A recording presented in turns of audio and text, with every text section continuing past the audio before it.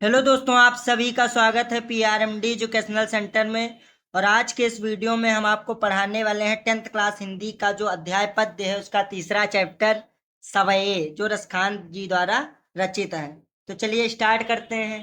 तो सबसे पहला हमारा जो सवये दिया गया है वो क्या दिया गया है उसका हम अर्थ बताते हैं। अगर ये वीडियो आप अंत तक पूरा देख लेते हैं तो आपको एकदम क्लियर हो जाने वाला है कि आपको यहाँ पे जितने सवाल दिए गए हैं आपको इसमें कोई प्रॉब्लम नहीं होगी। और परीक्षा की दृष्टि से बहुत ही ज्यादा इंपॉर्टेंट है, क्योंकि बहुत बार परीक्षा में पूछे जा चुके हैं हाई स्कूल के बोर्ड एग्जाम में। तो अंत तक वीडियो में बने रहिएगा। तो चलिए स्टार्ट करते हैं। तो पहला हमारा सवाल क्या दिया गया है आइए देखते हैं, और इसको पढ़ने का तरीका क्या है वो भी आप जान लीजिए। तो कैसे पढ़ा जाता है, क्योंकि ये सवये है तो सवये बहुत लोग नहीं पढ़ पाते हैं। चौपाई और छंद और दोहा ये सब तो पढ़ना जानते हैं, लेकिन सवये कैसे पढ़े जाते हैं वो आज हम आपको बताने वाले हैं, और इसका अर्थ भी बताएंगे। तो चलिए स्टार्ट करते हैं। तो सबसे पहले दिया गया है, कैसे पढ़ेंगे इसको कि मानुष हो तो वही रस खानी, बसो ब्रज गोकुल गांव के ग्वारन। जो पशु हो तो कहाँ बस मेरो, चारो नित्य नंद की धेनु मझारन। और पाहन हो तो वही गिरी को, जो धर्यो कर छत्र पुरंदर धारन। और जो खगो हो तो बसेरो करो, मिली कालिंदी कुल कदम्ब की डारन। जो खगो हो तो बसेरो करो, मिली कालिंदी कुल कदम्ब की डारन।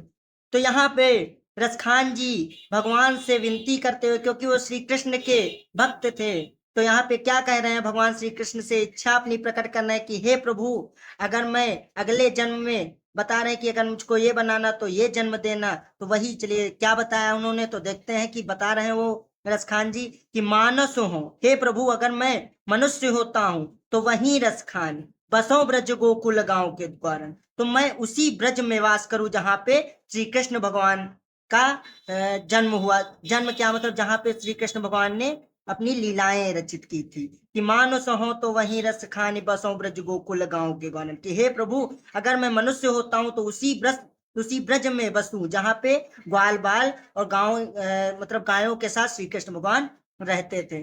और जौ पशु हो तो कहाँ बस मेरो, चरो नित्य नंद की धेनु अंधारन। कह रहे हैं कि हे प्रभु अगर मैं पशु हो जाता हूं तो कहाँ बस मेरो, तो मेरा बस कहाँ है कि मैं क्या बनूं, वो तो मेरे कर्मों पे निर्भर करता है। इसलिए हे प्रभु अगर मैं पशु हो जाता हूँ, जानवर हो जाता हूँ, तो चरो नित्य नंद की धेनु मंझारन। तो हे प्रभु मैं नंद बाबा की गायों के साथ विचरण करूं। और पाहन हो तो वहीं गिरी को, जो धर्यो कर छत्र पुरंदर धारण। कि हे प्रभु अगर मैं पाहन अर्थात पर्वत यानी पहाड़ या पर्वत कह सकते हैं कि हो जाऊं, तो मैं मतलब टुकड़ा हो जाऊं पर्वत का, सॉरी पत्थर हो जाऊं, तो वही गिरी को मैं उसी पर्वत का पत्थर हूं, जो धर्यो करी छत्र पुरंदर धारण, जिसको श्री कृष्ण भगवान ने अपनी छोटी उंगली पर धारण किया था इंद्र का घमंड तोड़ने के लिए। और जो खग हो तो बसेरो करो, मिली कालिंदी कुल कदम्ब की डार। कि हे प्रभु अगर मैं खग अर्थात पक्षी होता हूँ तो बसेरो करो यानी मैं वहां बसू, मिली कालिंदी कुल कदम्ब की डार। जो कालिंदी नदी अर्थात यमुना नदी के किनारे जो कदम्ब का पेड़ है, मैं उस पेड़ की डार पे विचरण करूं। अगर मैं पक्षी हो जाता हूं तो मैं कदम का जो पेड़ लगा है यमुना नदी के किनारे, वहां की जो डाले उसकी हैं पेड़ की, उस पे विचरण करूं। तो ये आपको समझ में आ गया होगा, आशा करते हैं। आगे बढ़ते हैं। अगला है हमारा कि आजू कई हुती भोर ही हो, रस खानी रही वही नंद के भव नहीं। और वाको जियो जुग लाख करोड़, जसोमति को सुख जात कहो नहीं। और तेल लगाई लगाई के अंजन, भौहे बनाए बनाए डिठो नहीं। और ढार हमेली निहार निहारत वारत, जो चुचकारत छो नहीं। क्या बात है, चलिए आगे देखते इसमें इसका अर्थ क्या है। तो यहाँ पे एक सखी जो है जाती है, दूसरी सखी से कहती है कि आज मैं नंद बाबा के घर गई थी, उसने क्या क्या देखा वही उसको दूसरी सखी को बता रही है। तो क्या बताती है कि आज गई हुती भो रही हूँ, हे सखी मैं आज सुबह होते ही रसखान रही वही नंद के मन। मैं जी के रसखान जी कहते हैं कि वो सखी दूसरी सखी से कहती है कि आज सुबह होते ही मैं नंद बाबा के भवन में गई थी। और वाको जियो जुग लाख करोड़, जसोमति को सुख जात कहो नहीं। फिर आगे कहती कि वाह को जियो जुग, उसका पुत्र है अर्थात श्री कृष्ण भगवान को वो सखी कहती है वो लाखों वर्ष तक जिए। जसोमती को सुख जात कहो ने, और मैंने यशोदा माता के सुख को देखा, उनके सुख का तो कुछ कहना ही नहीं। और तेल लगाए लगाए के अंजन, भौहे बनाए बनाए ढिठोन। यहाँ पे कह रही है सखी कि वो माता यशोदा जो है वो तेल लगाए अर्थात श्री कृष्ण भगवान के तेल लगा रही हैं, के अंजन और काजल लगा रही, भौहे बनाए बनाए ढिठोन, अर्थात उनको उनके तेल लगा रही हैं और उनके अंजन काजल कर रही हैं। और डारी हमेली निहार निहारत वारत जो चुचकारत छोन, और उनके मतलब तेल लगा के और अंजन काजल लगाने के बाद उनके डारी हमेलिन अर्थात उनके हमेलिन का हार पहनाकर जो वारत जो चुचकारत छोन, और उन्हें लाड कर रही हैं अर्थात उन्हें प्यार कर रही हैं।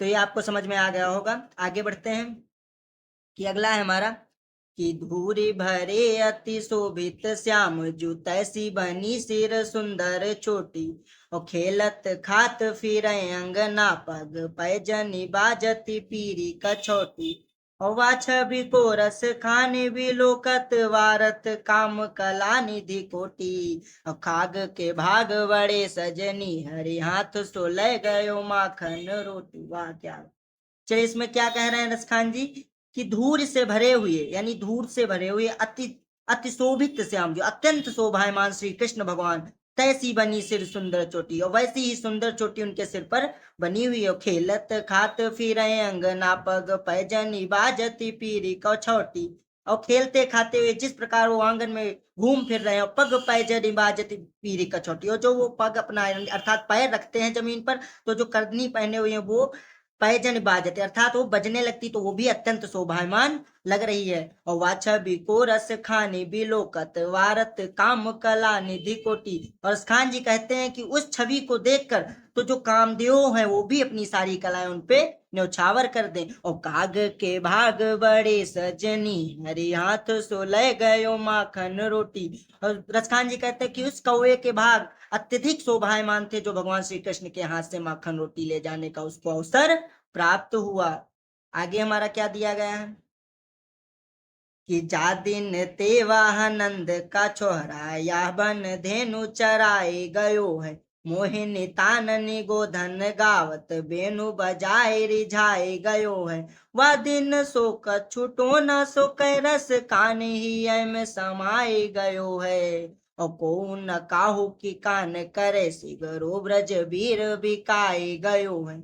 यहाँ पे दसखान जी क्या कहते हैं कि जा दिन ते वह नंद का चोहरा या बन, यानी यहाँ पे मतलब जो वहां के गोकुल के जो लोग रहते थे वो क्या कह रहे हैं कि जा दिन ते वह नंद का छोरा या बन देन चराए गए हो, कि जिस दिन से वह नंद का छोरा अर्थात नंद का छोरा श्री कृष्ण भगवान को कह रहे हैं कि यह बन देहनु चराए गए, इस वन में अपनी गायों को चरा गया है। मोहिन ताननी गोधन गावत बेनु बजाए रिझाए गए, और पता नहीं किस मोहन ताननी गोधन गावत बेनु बजाए रिझाए गयो है।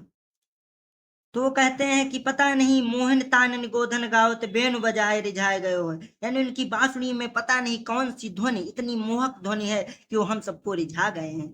वादिन सो का छोटो ना सो कस खानी ही में समाये गयो है, कहते उस दिन से पता नहीं कौन सा टोना सा हो गया है कि रसखान जी कहते हैं कि वो सब ब्रजवासी कहते हैं कि मेरे हृदय में श्री श्याम अर्थात श्री कृष्ण भगवान समा गए हैं। और को न काहू की कान करे सिगरो ब्रज वीर बिकाए गयो है, कोई किसी की बात नहीं सुनता, मानो पूरा ब्रज जो है उसी का हो गया है अर्थात श्री कृष्ण भगवान के लिए बिक मानो गया है, ऐसा प्रतीत हो रहा है।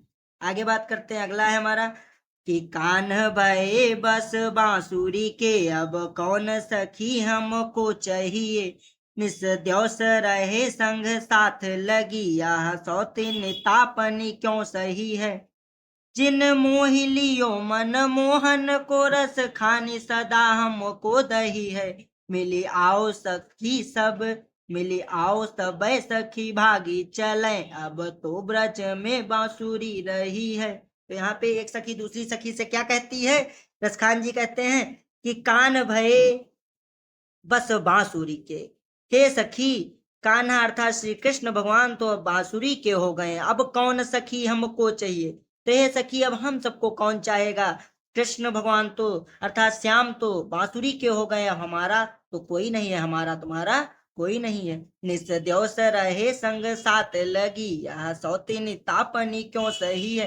यानी निस द्योस अर्थात दिन और रात इस मतलब साथ में लगी रहती है। यहाँ बांसुरी को कह रहे हैं कि निस द्योस अर्थात दिन और रात तो श्री कृष्ण भगवान के साथ लगी रहती है, यह सौतीन तापनी क्यों सही है। तो ये हमसे सौतिया डाव कहाँ कहा जाएगा, अर्थात वो यहाँ पे बांसुरी को सौतिन अर्थात सौतन का रूप दे रही हैं।